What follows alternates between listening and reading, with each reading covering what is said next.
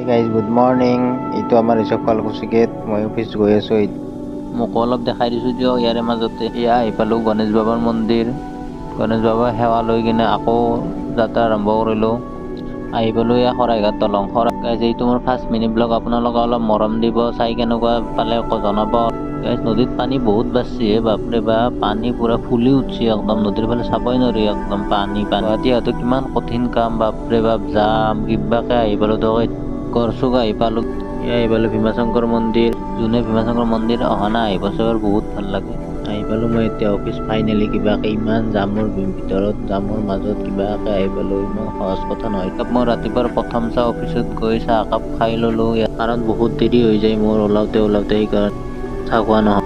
এই অফিচৰ পৰা ঘৰলৈ উভতি আহি জালুকবাৰী পালোঁ। বাইক লৈ যোৱাটো ইমান সহজ কথা নহয়, যিমান ধূলা বাপৰে বাপ। যিহেতু গধূলি হৈছে, ঘুগুনি খোৱা সময়।